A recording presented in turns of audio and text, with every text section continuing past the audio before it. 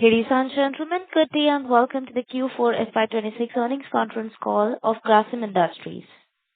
As a reminder, all participant lines will be in the listen-only mode, and there will be an opportunity for you to ask questions after the presentation concludes. Should you need assistance during the conference call, please signal an operator by pressing star then zero on your touchtone phone. I now hand the conference call to Mr. Ankit Panchmatia, Head Investor Relations of Grasim Industries. Thank you, and over to you, Mr. Ankit. Yeah. Thanks.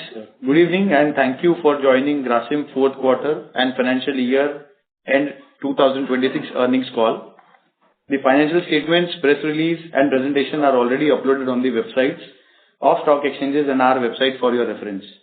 For safe harbor, kindly refer to cautionary statement highlighted in the last slide of our presentation. Our management team is present on this call to discuss our results and business performance. We have with us Mr. Himanshu Kapania, Managing Director, Grasim Industries, and Business Head, Birla Opus Paints. Mr. Hemant Kadel, Chief Financial Officer, Grasim Industries.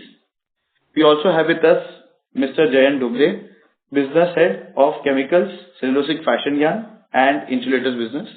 Mr. Vadiraj Kulkarni, Business Head of Cellulosic Fibers Business. Mr. Sachin Sahai, CEO, Birla Opus. And Mr. Sandeep Komraveli, CEO, Birla Pivot. Let me now hand over the call to Mr. Himanshu for his opening remarks. Over to you, sir.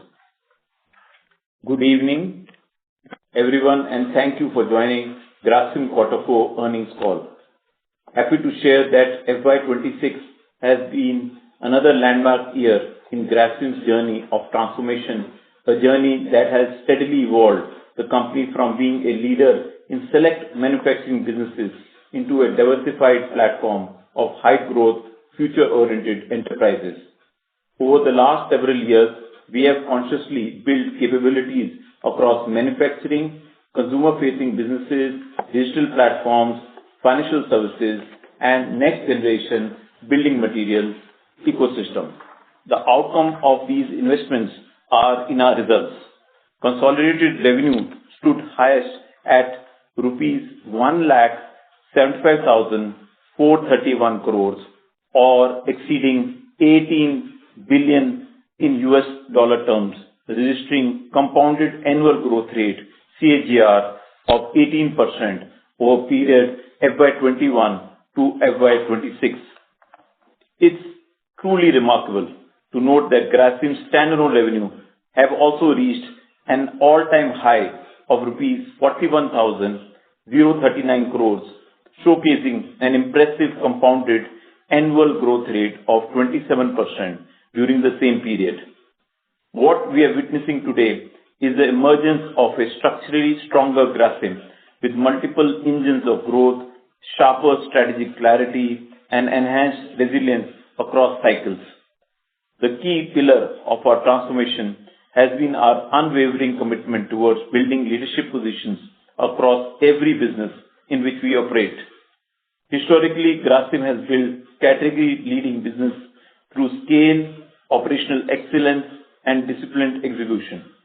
Today, that philosophy continues to guide our expansion into new age opportunities like paints and B2B e-commerce business as well. Starting with paints first, I want to take you back to a moment not too long ago when we announced entering the decorative paints business in year 2021. The market had questions, plenty of them. Could a newcomer truly challenge an industry dominated by deeply entrenched incumbents with decades of brand loyalty, distribution network, and pricing power? Was this ambition too tall? Today, I'm here to give you the answer. In quarter 4 FY26, Birla Opus delivered revenue growth of 52% year-on-year on a like-to-like basis. Further, excluding CWIP, on a like-to-like basis, the growth trajectory rises to 71%. In an industry where single-digit growth is celebrated, we have doubled our top line in 1 year. That is a growth of 100% revenue in FY26 versus FY25. The FY26 performance is heartening despite the business was still not under its full-scale operations as Kharagpur plant was commissioned in October 2025. But revenue alone does not tell the full story. What truly matters is market share, because market share in paints is trust made visible. As per internal estimates, the decorative paints industry revenue stood approximately at rupees 15,500 crores in quarter 4 of FY26, including listed and unlisted paint majors, putty, wood finish and waterproofing companies and others. However, excludes the industrial paints and other non-decorative revenues. Our revenue market share expanded by approximately 90 basis points quarter-on-quarter, strengthening our position as the number 3 player in the organized decorative paint sector. The FY26 revenue market share expanded by 370 basis points over FY25. When you combine Birla Opus with our Birla White putty business only, we are now nearing the number 2 position in Indian decorative paints. That is not a distant aspiration anymore. It is within striking distance. Let me take you through key enablers of our paints performance. Firstly, on the distribution front, Birla Opus expanded its presence across 11,500 towns, crossing 50,000 dealers build mark. With 146 depots, Birla Opus ensured serviceability at industry benchmarks. The institution sales channel has built a sizable foundation and grew 43% quarter-on-quarter and 212% year-on-year, with over 10,000 sites built in quarter 4 FY26 alone. Birla Opus products now have 70 plus specification approvals from multiple governments and other departments across cities, with a similar number under various stages of approval. The institution sales channel is working on a robust pipeline of 45,000 sites in various stages of work across 650 plus towns. Secondly, the team continued its focus to drive secondary sales from dealer counters to contractors and consumers. The strong quarterly revenues have been possible on back of strong secondary by over 4.5 lakh active contractors who applied superior Birla Opus products. The 10% free paint promotion continued on 10 and 20 liter packs across all emulsion top coats and waterproofing range, excluding sub-economy top coats and undercoat primers. The strong relationship with paint contractors, the key influencers, continue to scale strongly on back of digital first foundation platform through our contractor app Opus ID, helping the team to engage on a scale level. In conjugations with the centrally controlled tinting machine analytics, show strong colorant and shade consumption across geographies pan-India. With nearly 37,000 active tinting machines in operation, the tinting data continues to guide decision-making and understanding of consumer consumption trends. Birla Opus continues to uplift the contractors and painters workforce with industry-best schemes and loyalty benefits, which remain unmatched even today, besides working on programs to build painter skill sets and non-monetary benefits, including well-being and education support for his family.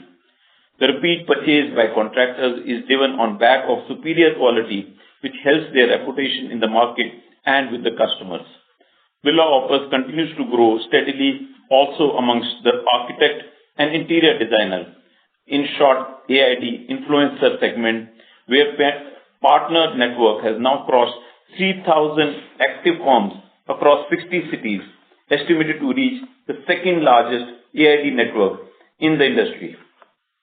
Thirdly, on the product front, Birla Opus added 42 new products in FY26, majorly in A, in-house wallpaper, B, launch of painting tools under sub-brand Artist, C, waterproofing products under subcategory All Dry, and many more in the emulsion and enamel range. With this, the product portfolio expanded to 218 products and 1,850 plus SKUs, serving a wide spectrum of customer preferences and market segments. Birla Opus saw robust demand for its emulsion and waterproofing products, where revenue market share has crossed double-digit mark. The premium and luxury products contribution steady at 65% by value across all categories. Birla Opus continues to benchmark its product offering with the competition in real field environment, and even now, 75% of Birla Opus product ranked number 1 in product superiority versus like-to-like competition basis blind product tests by specialist applicators across emulsions, waterproofing, enamel, wood finish, distemper, etc. Fourthly, on the brand front, 1 out of every 2 consumers spontaneously recall Birla Opus brand. This is no mean feat. Birla Opus brand continues to be built on its already number 2 position in unaided top-of-mind recall and increasing its gap with earliest number 2 and number 3 legacy players. The brand has a strong 90% plus awareness, which is built on back of continuous innovative campaigns. The recent high decibel campaign in IPL 2026 featuring 10 cricket celebrities to champion a new era of paints from individual endorsement to a collective validation, voice echoing Mabi Opus supporting company's product superiority has garnered major traction. Look out for our latest Mabi Opus campaign with existing and new celebrity endorsing uniqueness of Birla Opus products. On its mission of enhancing customer experience in organized retailing of paints, Birla Opus exclusive branded franchise retail outlets hit a major milestone, crossing 1,200 plus stores across 700 plus towns.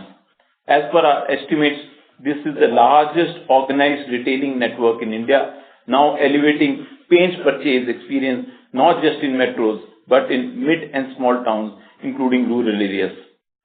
Our premiumization efforts continue with expansion of our full stack GST compliant and attractive, transparent, affordable professional painting services, Paintcraft, now available in over 6,000 pin codes through paint galleries across 400 towns.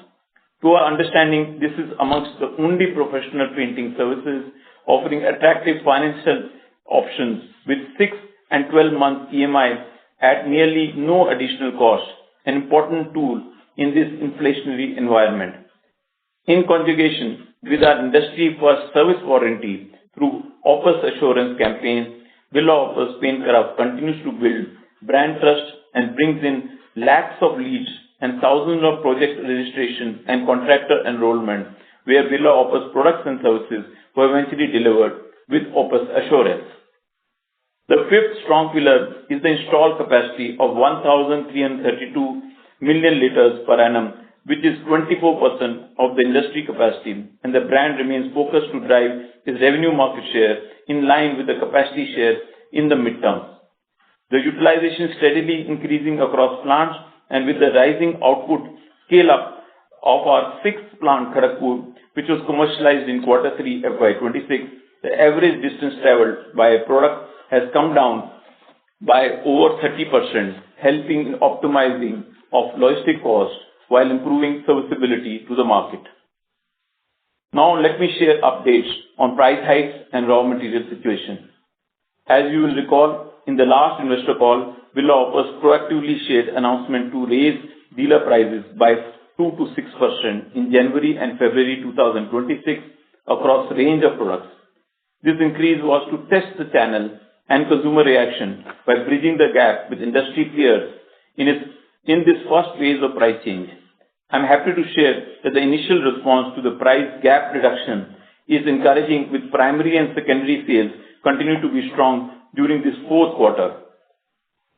We are therefore delighted to share that in March 2026, Birla Opus on its own crossed the coveted 10% revenue market share mark based on nationwide retail study commissioned by us. I'll give you a moment to absorb this. In April 2026, Birla Opus announced its second and third phase of price increase to offset the raised input costs. These multiple price increases have been staggered for implementation within quarter one of FY27. A large percentage of decorative paints raw materials and entire packaging material is linked to crude derivatives.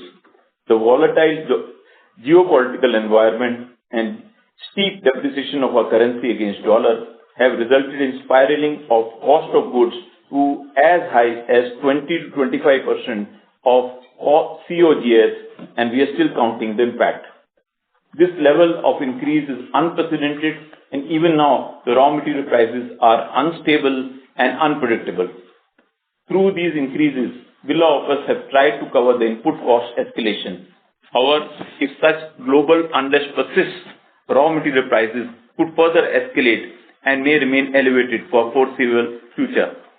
We understand the industry has never seen such high inflation that has forced the entire industry to take multiple price hikes back to back.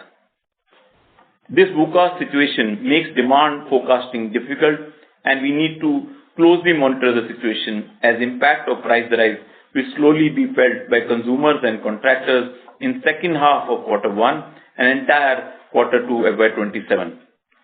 April 2026 primary sales performance remained in line with March, and Birla Opus continues to monitor the secondary sales trend closely on a weekly basis along with price elasticity of demand. With the inflation impact on input costs expected to continue until much after the war comes to an end, its impact on medium-term consumer demand remains uncertain as demand elasticity curve will be fully tested in this period. Despite these cost pressures, the company will continue to offer 10% free paint consumer proposition. In spite of post-price increase, what I can confidently say that Birla Opus remains committed to driving market share gains and focused on our ambition to become number 2 player at the earliest, while we steer business towards guided rupees 10,000 crore profitable revenue in the third year of full-scale operations. Shifting focus to second new business, Birla Pivot, which represents Grasim's commitment towards digitally enabled B2B e-commerce ecosystem. I want to take you to a world that most people never see, but one that powers everything around us. Every building you walk into, every road you drive on, every factory that produces the goods on your shelf. Behind all of this sprawling, fragmented and deeply insufficient supply chain for raw materials, steel, cement, chemicals, polymers, bitumen and other building materials, these are the building blocks of India's growth story, and for decades procuring them has looked the same: phone calls, handshake, opaque pricing, delayed deliveries and limited access to credit. It's a market measured in hundreds of billions of dollars, and yet until very recently it operated almost entirely offline. That is the opportunity we saw. That is why we built Birla Pivot. One of the primary challenges is the highly fragmented supplier ecosystem, which makes it difficult for buyers to identify and engage with reliable vendors. Additionally, the absence of transparent pricing often leads to mistrust and suboptimal purchasing decisions. Many businesses, especially MSMEs, also grapple with working capital constraints which hammer their ability to procure goods efficiently and on a scale. Further complicating the procurement process is the inconsistency of supply as well as inefficiencies in logistics that can result in delays and increased costs. Product discovery remains limited, restricting access to a wider range of goods and innovative solutions. Finally, there is significant gaps in technology adoption among MSMEs, limiting their ability to streamline procurement operations and benefit from digital advancement. By focusing on these critical pain points, Birla Pivot aims to create a more integrated, transparent and efficient B2B procurement ecosystem. Coming to financial performance of Birla Pivot, the pace of scale-up has been extremely encouraging and ahead of our revenue guidance. Let me start with a number that I think captures the momentum better than anything else. Our revenue for quarter 4 FY26 more than doubled on YOY basis. This business is in a striking distance away from our annual revenue guidance of rupees 8,500 crores. Now, in a business that is barely a few years old, doubling revenue is not just growth, it is validation. It tells us that the market was waiting for someone to solve this problem at scale, and we are doing exactly that. What is driving this? It's not one thing. It is all cylinders firing together. New buyers are joining the platform at an accelerating pace. Existing buyers are combining back with larger, more frequent orders. We are adding new product categories, expanding new geographies. Every lever we track: active buyers, average transaction value, transaction volumes are steadily moving up. This was also a seasonally strong quarter, and we captured the demand beautifully. Now let me paint the picture of how wide our B2B commerce reach has become. Birla Pivot is now delivering to over 5,000 pin codes across more than 400 cities, and we've crossed 5,000 retail touchpoints. Think about that for a moment. From metro construction sites to tier 3 towns, where contractors is building a school or a small factory, we're reaching them. We're giving them access to the same quality products, the same transparent pricing, the same reliable logistics that were previously reserved for the largest players in the main market. This is not just commerce. That is democratization. And our product portfolio keeps expanding. We are now scaling categories like steel, bitumen, copper, and aluminum ingots, and polymers, partnering with leading Indian and international brands to offer a breadth of SKUs that no single distributor could ever match. We are becoming the one-stop destination for building materials procurement in India. But here is what truly sets Birla Pivot apart. This is not marketplace with catalog and checkout button. We have built an integrated operating system for purpose, built modules working in concert.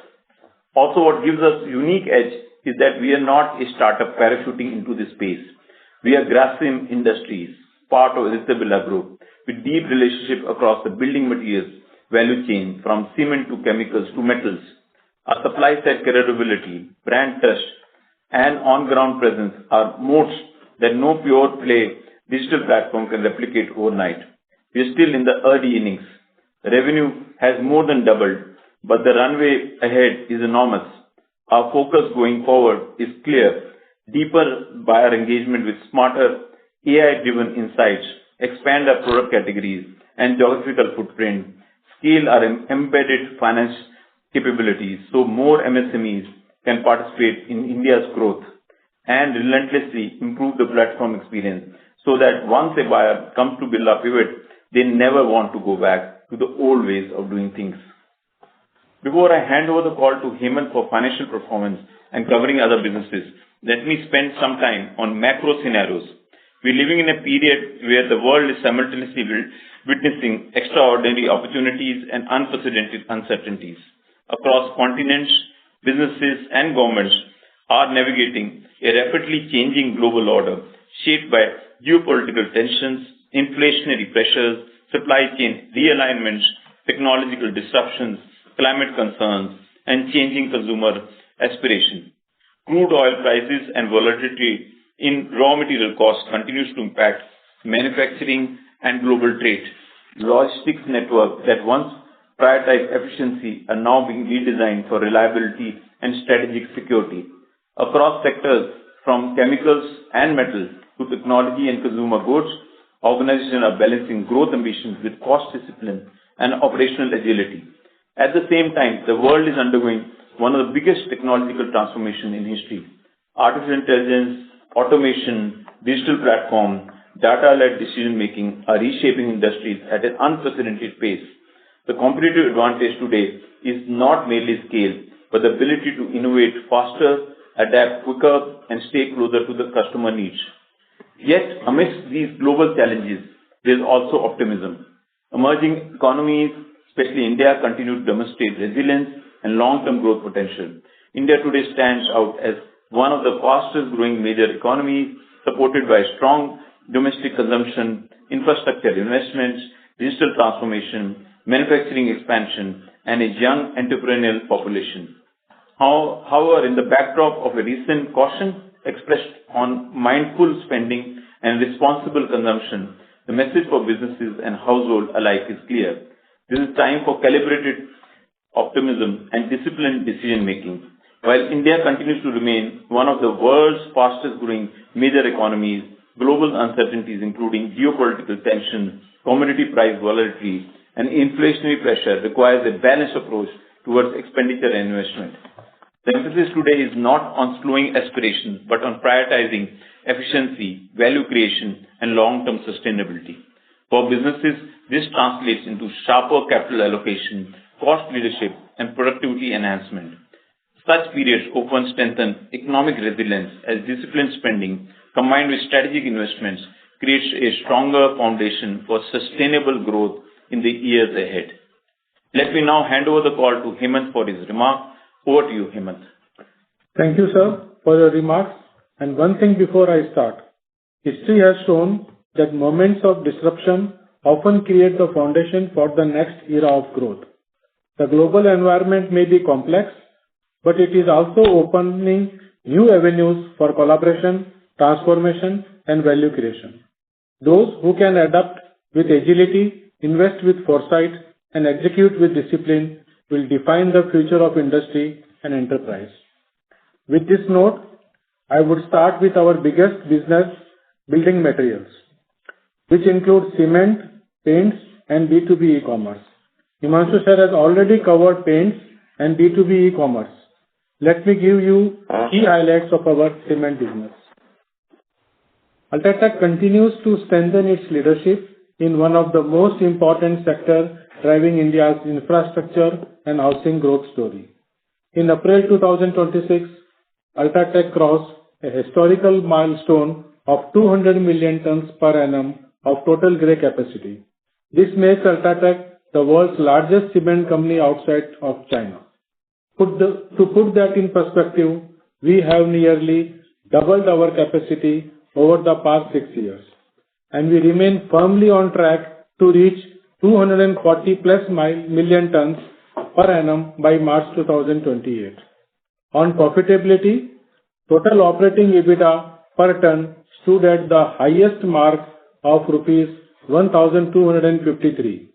Over the past 2 fiscal years, FY25 and FY26 combined, we have delivered cumulative efficiency gains of rupees 185 per ton. This is not a one-off. It is the result of sustained focus on fuel mix optimization, logistics efficiency, and operational excellence across our plants. These structural cost levers give us confidence that margin will continue to improve even in a competitive pricing environment. The Board of Directors of UltraTech Cement has announced a strong dividend payout of rupees 240 per equity share, subject to the shareholders' approval at the AGM. The dividend declaration underscores UltraTech's resilient business model, backed by a long-term commitment towards scale, operational efficiency, sustainability, and nation building. For Grasim, the total cash inflow from this dividend would be nearly rupees 4,000 crores, excluding taxes. Coming to cellulosic fiber, we stand before you with tremendous confidence in the trajectory of this business.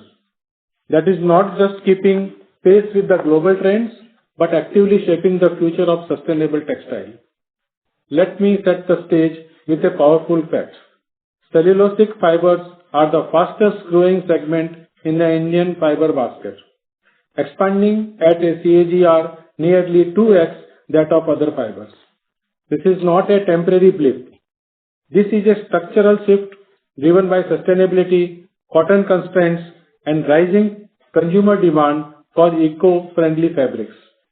Our Phase 1 lyocell capacity at Harrier of 55,000 tons per annum, part of the total proposed 110,000 per annum expansion, is progressing well. The macro environment is firmly in our favor. China's operating rates have climbed to 92% in Q4, up from 87% a year ago, signaling robust global demand. At the same time, China's inventory level have dropped to just 11 days, a clear sign that supply is tight and demand is accelerating. Our cellulosic fiber segment delivered revenue of 4,614 crore in Q4 FY26, a commanding 14% increase year-on-year.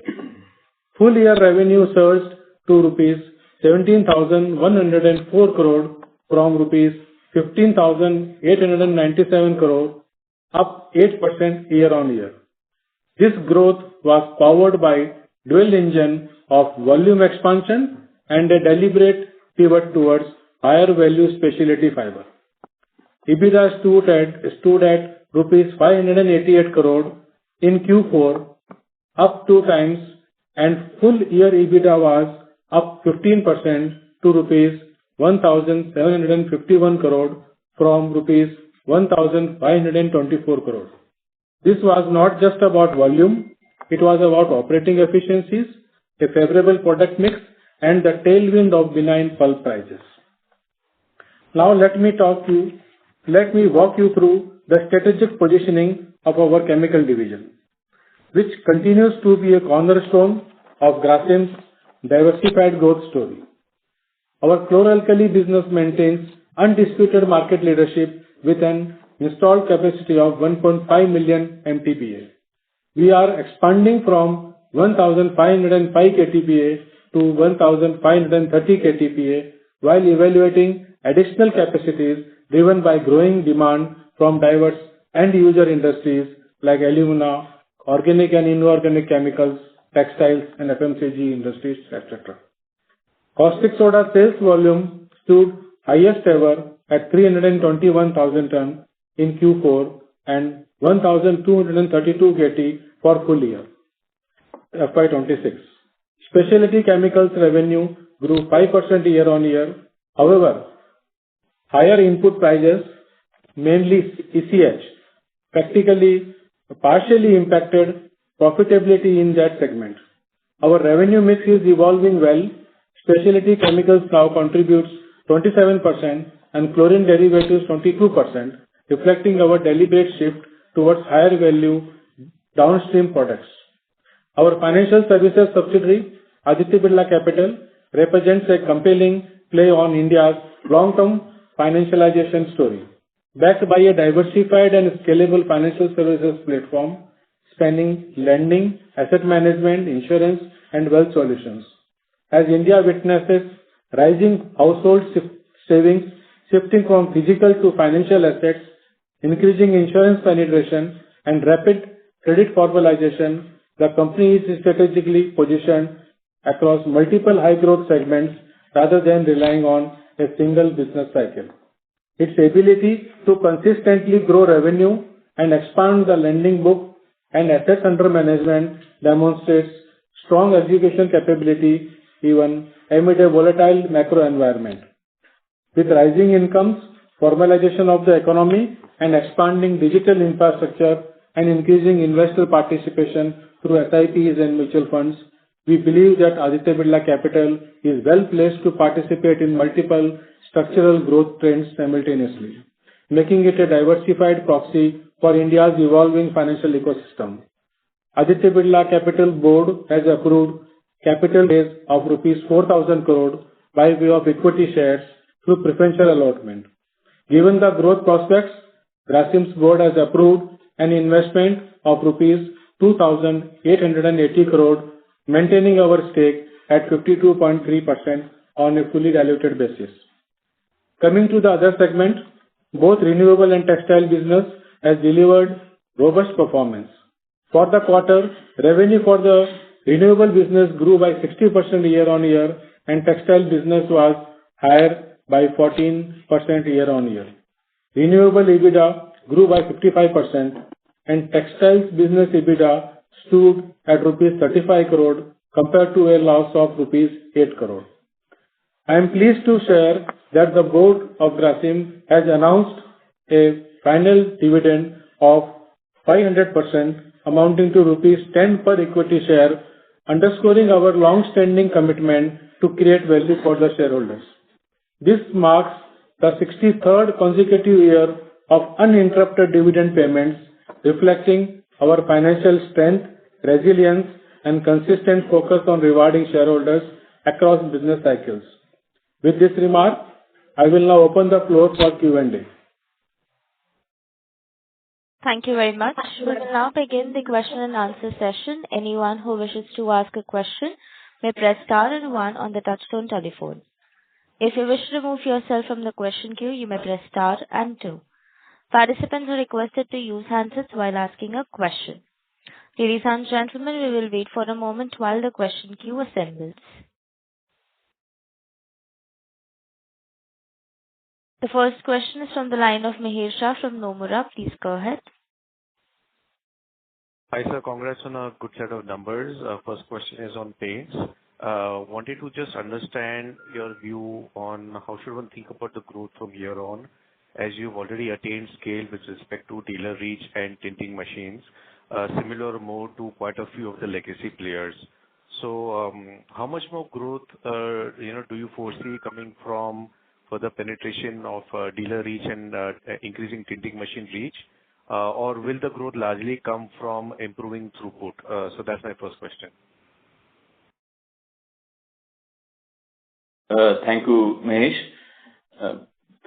So we are very confident of growth, and the first and foremost, industry is likely to move from a single digit growth to a double digit growth in FY27, while we observe the impact of raised prices and elasticity of demand. But all trend shows that this is going to be a double digit growth here. With this, as far as Opus is concerned, there is a lot of growth that is possible for us, and we see growth both in numerical distribution expansion and improved throughput. Let me cover the numerical distribution expansion. We are currently at presence on large and small towns to 11,500. We are anticipating to cross this to beyond 15,000 by the end of this financial year. And the second is even the existing towns, there is a lot of scope for us on overall basis, because the total number of dealers in the industry is excess of 100,000. But the largest component of growth is obviously come through throughput, with the existing dealers having tasted success with one range of our category of products. For example, some of them have done emulsions and others have done enamel. With the confidence with the first range of product, they are likely to be able to expand to the entire range. I repeat, we have emulsions, enamels, waterproofing, wood finish, distemper, and for our franchise partners, wallpapers and exclusive products. We also see expansion through expanding the retail networks. So we remain very confident that we achieved a triple-digit growth last year, and we remain confident of a high double-digit growth. Sorry, Sachin, I'm going to pass on to you incrementally on that.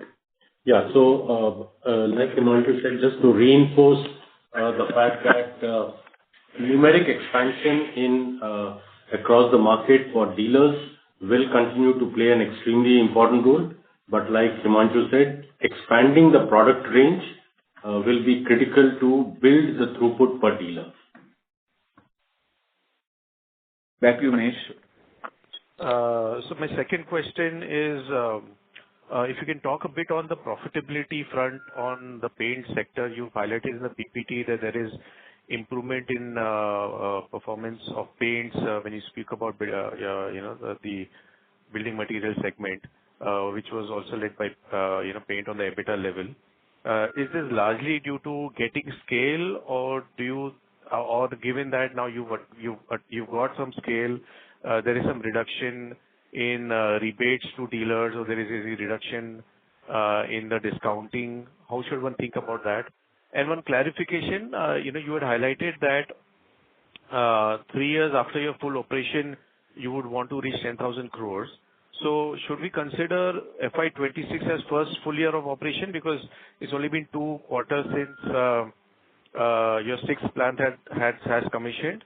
So FY28 would be the third year, or FY29 you would be considering as a third year? So that was my second question. So FY26 is what internally we're taking as our first full year of operation, even though the paints started, or the sixth plant started in the third quarter of last financial year. So we don't want to we want to take stiffer targets for ourselves, and we will take first full year operations of FY26. So in the sequence of profitability, we want to again repeat in the order of our priority. Our order of priority is number one.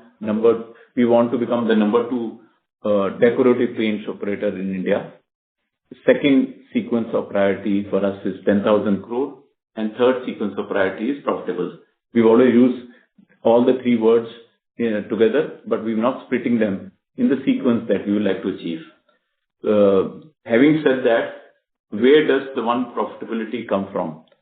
Profitability for us, we have invested ahead of time on fixed costs, and you can see that both in terms of largest number of sales and service force, and second is ahead of time investment in brands. These are all both in the fixed cost nature, and as scales goes up, they will cover and give us the EBITDA benefit. The second profitability angle is to get better returns because of our variable cost, and the variable cost will again come by us being able to get better rates as our buying ability increases, so we can negotiate better prices. So and with the 6 plants coming in, optimization of our plants on power, optimization of our logistics cost, all of this will result in bringing down our variable cost. There is also some optimization on products as we introduced most our products with a single supplier. We are in the process of bringing in the second and the third supplier, which gives us, as we bring in competition among raw material suppliers, we will also get not only scale benefits, other level of cost benefits. So these are the routes for profitability. But as I mentioned, the sequence is for us remains number 2 position, then getting a revenue, and finally achieving profitability. But it's a very clear, and thank you for your clear answers. Wishing you all the very best. Thank you. Thank you. The next question is from the line of Patanjali Srinivasan from Sundaram Mutual Fund. Please go ahead. Hello, sir. Congrats on a good set of numbers. I have a couple of questions. So firstly, in your early remarks, you mentioned that we are within striking distance of becoming the number 2 player. I think last year, the number 2 player in India did approximately 10,000 crores of sales. So how close are we when we say we are within striking distance? What is our range that we are mentioning here? I'll clarify this. I'll read from the notes that the presentation we made. Combined revenue of Birla Opus plus Birla White Putty business, which is what is measured by all the paint majors, brings us nearly to the level of the existing number 2, excluding the industrial revenue. Okay, so this is it. So when you quote a number, that number is annual number, and that number includes industrial plus decorative. When we quote a number, we quote only the decorative part of the business, which includes the putty side of the business. That is the statement that I made as a starting point, which is the current situation as far as Q4 of FY26. Going forward, our ambition and stated ambition is on its own, Birla Opus, in the decorative paints business, only in the decorative paint business, not including the industrial paints business, we will like to be number 2. I hope it's clear. The numbers that are quoted, we have internal estimates, we do market research, and we get firm confirmations of multiple sources, and we are very confident that the numbers that we have are trending toward what we have quoted. Thank you, sir. That's very comforting. Yes, sir. That provides a lot of clarity. My second question is related to something one of the previous participants asked. So, with respect to throughput per dealer, where would we stand versus the industry benchmarking, and what is the leeway that is there for growth there? I'm going to do it. Yeah, sure. So, hi, this is Sachin here. When you look at dealers operate typically in a various scale of operation, whether it's a A class, B class, C class, D class dealer, depending upon what kind of business they are doing. In each of these subset, we have a fair market presence, and our throughput is in line with our fair market presence. And consequently, that gives us a fair bit of comfort that we are aligned to the industry throughputs in each of these dealer sets. So just to add, obviously we are not the market leader, so the throughput is best for the market leader. They have, in our assessment, about between 20 to 25% additional dealers. It is the reason why they are such a strong market leader, is the throughput that they get from their dealers. Because as Sachin mentioned, the proportion of A category dealers in the business is significantly, A and B is significantly higher than our proportion there. In the case of number two, we have to focus on number one and number two, as we have asked as the number three. They have a different mix. They have a reverse pyramid, that they have a larger proportion of a category which constitutes their business, and then disproportion. Our business is far more democratized because we are more national presence as well as evenly distributed. That's why our effort is more to be able to, through the route of distribution, to expand throughput in each of the categories of business, whether it is A, B, C, and D, far more than what we currently have. This is what I can give you at this point of time. I get the strategic part of what you're saying, sir, but I just wanted to know a rough indexing in terms of, because we have started some time back. I would not expect a recently started dealer to have a high throughput, but some of our earlier dealers, have they reached fairly like a comparable throughput to some of the established players, or are we still like further away from that? I'm just trying to understand if we get more growth from the existing distribution because we are still like relatively new in the market in terms of the number of dealers that we have over a 2-3 year period. Sure. If you could give me some color on that, that'll be very helpful.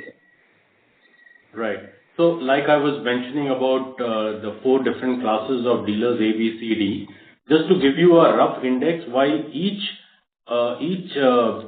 sub-segment has been growing robustly in line with our overall growth.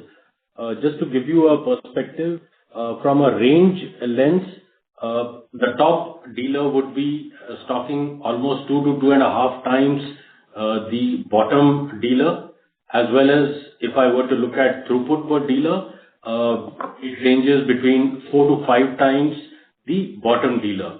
So obviously our strategy of focusing on the top dealers, driving business from the top industry contributing dealers is also paying rich dividend basis our go-to-market strategy of expanding the range availability in the large dealer sets. Incrementally, I'll just add for your benefit so that you can absolutely clear. Our older dealers who spend more than 18 months with us, our counter share is significantly high as 25 to 50% in these outlets, and their throughput matches with legacy paint operators. So the throughput, as the dealer becomes older and his comfort is with entire range of products is there, he is tending to achieve the similar throughput as a legacy dealer is. If that's the question, that's the answer that you're looking for.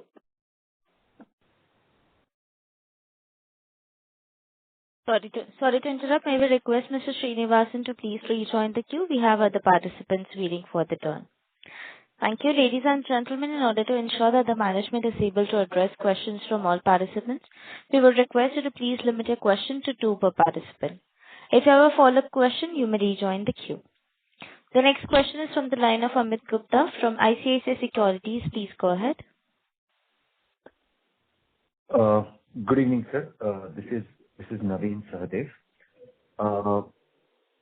Am I audible? Yes. Oh, thank you. So thank you for the opportunity. So my first question was on the capital allocation. Now, of course, our subsidiary has announced a significant dividend, and just today also there is an update in terms of 2,880 crore we invest in AB Capital. How should one look at it? Does the paint business... I'm sorry to interrupt, Mr. Gupta, but we are unable to hear you, sir. Okay, I'll just repeat again. Am I audible? Yes, please go ahead. Yeah. So my first question was on capital allocation. That apart from, let's say, investment we are likely to make now, it's all announced in the capital. The balance... I'm sorry to interrupt, Mr. Gupta. We are unable to hear you. May we request you to please check your connection and rejoin the queue? Thank you. The next question is from the line of Siddharth Mehrotra from Kotak Securities. Please go ahead. Congratulations on the good set of numbers, and thank you for the opportunity. So continuing on the previous participant's query, we noticed that out of the sizable dividend of around 4,000 odd crores, we are going to invest roughly 2,900 odd crores in our NBFC business. So just wanted to understand, given the fact that previously we used to distribute it to our shareholders, what will be the capital allocation strategy going ahead? So I don't know what's the term of capital allocation. Just from a cash flow perspective, you can do your maths. It's straightforward. Net of tax that are we receiving from our subsidiary in the cement, we would prefer to allocate that fund to a dividend to our existing shareholders, as well as maintaining our stake in Aditya Birla Capital. The entire revenues and EBITDA generated from Grasim will be reinvested in growth of Grasim businesses. I hope that's clear. So just to sort of clarify, sir, on this, whenever we need to increase our stake, maintain our stake, that is the only time when we will be sort of using the dividends. Otherwise, they will be passed on to our shareholders. No, we are not talking of a long-term policy. I'm giving you the current allocation of fund. We are, yes.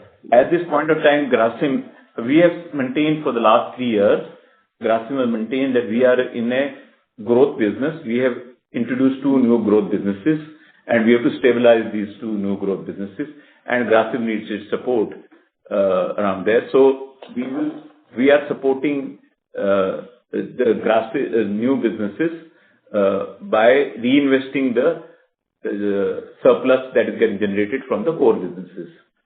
As well as now, as far as this year is concerned, we have allocated the cash that we received to be able to expand or to be able to maintain our stakes in Aditya Birla Capital.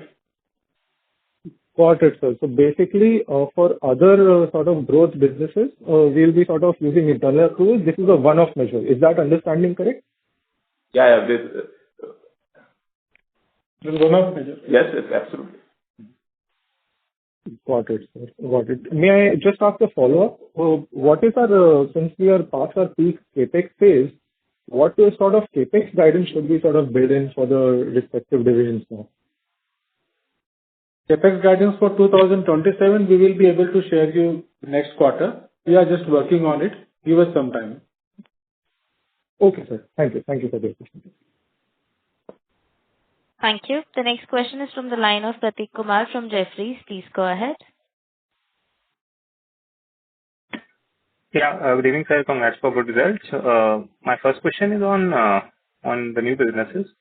Can you, I mean, while you have talked about it, but can you just add again on profitability path for paints and pivot business as company starts moving towards a revenue target individually for these segments in terms of profitability? And when can we look forward to get separate disclosures for these segments? We will start with B2B. Okay. Hi, Prateek. This is Sandeep here. I'll give you a little bit of background on the profitability path that Birla Pivot is on. We had mentioned this as part of our results in Q3 as well. We've been steadily, of course, our growth momentum has already been shared in the opening comments. You can see that we've been, our growth momentum was far ahead of the guidance that we've given. On the profitability front, even our margin and the EBITDA direction has also been very, very positive. Our goal for this financial year, FY27, is to exit with EBITDA breakeven, and we are well ahead, well on that path.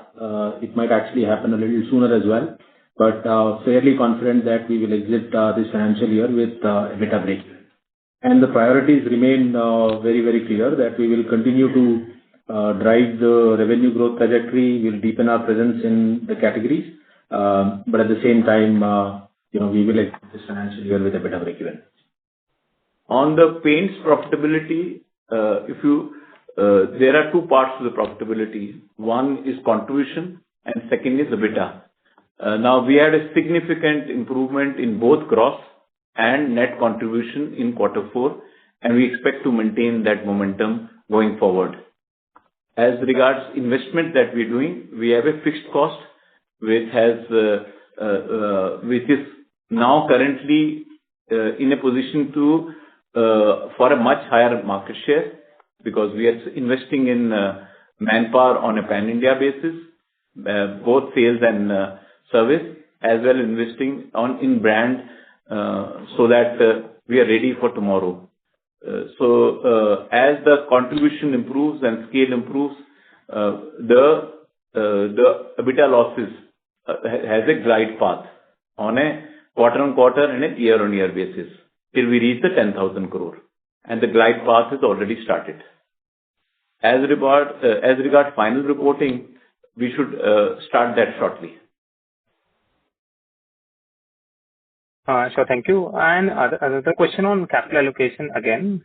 I know you talked about investing in AB capital, but how about within your organic business? So you obviously incubated two new businesses a few years earlier. Do you also evaluate investing in new businesses which can further add to your organic businesses in the next few years? So we have already announced expansion of our cellulosic fiber business, where at Harihar, we are adding capacity of lyocell of 110,000 ton per annum. First phase is already on progress, and second phase we will announce. That is the capex plan right now we are implementing, and further capex plan as we get approval in terms of capacity expansion, we will share with you. Just for one line answer on this is, as of now, we have enough on our plate. We want to stabilize our cash flows before we look at any further. So there is no further business to be disclosed at this stage. Sorry to interrupt. May we request Mr. Kumar to please rejoin the queue? Thank you. The next question is from the line of Amit Purohit from Elara. Please go ahead. Yeah, hi. Good evening. Thank you for this opportunity. Am I audible? Yes. Yeah. So just two things. One, I wanted to understand, you talked about two drivers for growth. One was distribution expansion. Second is throughput increase. And within that, you highlighted that new product launches will also become a very important part in terms of. So just wanted to understand, are we under-indexed in terms of product offerings when you compare it with the number one, number two?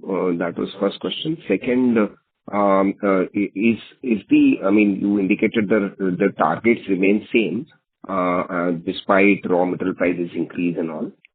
Is there any, I mean, plans of some of the schemes and all, are we re-looking that, while you clearly highlighted that 10% scheme still continues? But just wanted to check if there is any business plan change that probably could be there, or you may look at it maybe after a quarter or so. How do I think about it? So Amit, Sachin here. Thank you very much for your question. As far as product range is concerned, like Himanshu mentioned earlier, we have a full stack of products which have already gone into the market.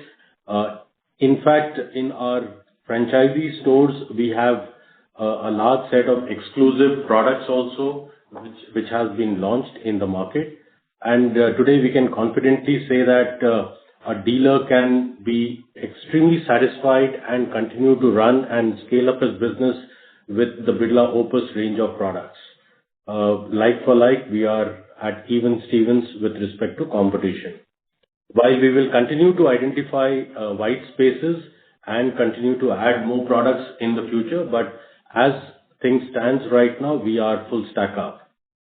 With respect to your second question on pricing and strategy in the market, while Himanshu very categorically laid down the glide path of first priority being the number two player in the decorative paints industry, second achieving the 10,000 crore turnover, and the third being profitability, our entire endeavor will continue to ensure that we are competitively poised in the market to ensure the priorities are achieved.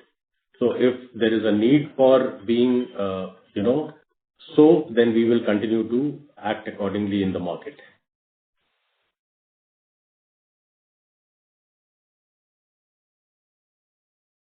Thank you. The next question is from the line of Rahul Gupta from Morgan Stanley. Please go ahead. Yeah, hi. Thank you for taking my question. So two questions. First, now as you scale up both Pivot and Opus, you will see benefits of operating leverage kicking in over the next 2 years. Now, if I see your implied profitability numbers, you have been clocking 3 billion pre-tax losses every quarter for the last few quarters. Is it fair to say that this will come down materially through the year, or is there a case that it may remain sticky for longer? So that's my first question. Yes, it will come down. Got it. My second question is now that, sorry for harping it again, you have not guided on the longer-term capital allocation strategy, but given UltraTech and Aditya Birla Capital are the two subsidiaries where your shareholding is more than 50%, is it fair to say even on the longer-term perspective, you'd want to maintain your 50% plus shareholding in both these businesses? At this point of time, the answer is yes. Got it. Thank you and wish you all the best. Thank you. The next question is from the line of Naman Parmar from Niveshaay Investments. Please go ahead. Yeah, good afternoon, sir. Thank you so much for the opportunity and congratulations on great set of numbers. My question is specifically towards your other business segment, specifically mentioning towards the insulator division. So currently, if we see on that division, there is a very big shortages on the transmission lines and all. So how are we planning towards the adding the capacity on the insulator division? And if you can break us, how was the overall sales in the insulator division in the current year and the capacity utilization? Okay, thanks for the question. You are absolutely right that the electrical segment is growing very well. And there is a big order backlog versus what the market is demanding. And while we post this through others, you can imagine underlying our set of growth and numbers on insulators has been good and will continue to remain good for some time. Our insulator business is divided in three parts. So we have a porcelain business. We are actually one of the world's largest insulator player, and we are probably the world's only insulator player that operates in porcelain, polymer long rods, and polymer hollow composites. As far as the porcelain business goes, we will only do productivity initiatives. We have no plans to increase our base capacity. As far as polymer long rod goes, we have recently done some capacity expansion. Those are sold out. And we are looking at further increasing the capacity in our hollow composite business. So we are quite bullish on the segment, but it's not like we are planning to suddenly double or triple our capacity. Our aim is mostly to gain operational efficiencies out of our existing assets and do incremental investments in polymer long rods and polymer hollow composites. So currently we have a capacity of 50,000 ton, right, in insulator, and you are expecting to remain at similar level, but you will be thinking more adding on the composite or the polymer, given the market has been shifting from porcelain to composite, and so you will be thinking more on the... I'm sorry, you can't think of these capacities in tons. Depending upon the size of the insulator, the number can change. If you have studied this process, if you make a larger insulator, it takes a larger cycle time, right? If you make a smaller insulator, it makes a smaller cycle time. And we supply this to EPC contractors. So we supply against orders. It's not like our caustic business or our epoxy business where we are producing tons. We do it by number of insulators, and we do it make to order for very specific projects for very specific customers. Understood. Lastly, if you can provide the sales number for the insulator for the FY26, it will be very helpful. And also the EBITDA. I think we have stopped disclosing this couple of years ago. It's part of our others. I don't think it's our intent to disclose it right now.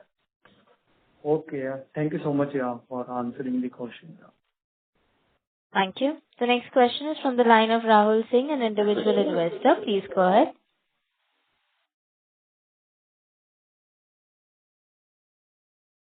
Mr. Rahul Singh, please go ahead with your question. Your line is unmuted.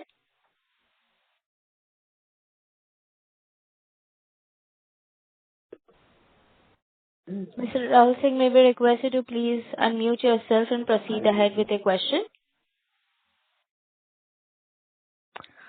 As there is no response from the participants, and that was the last question for today, we would now like to conclude the conference. On behalf of Grasim Industries, that concludes this conference. Thank you for joining us, and you may now disconnect your lines. Thank you.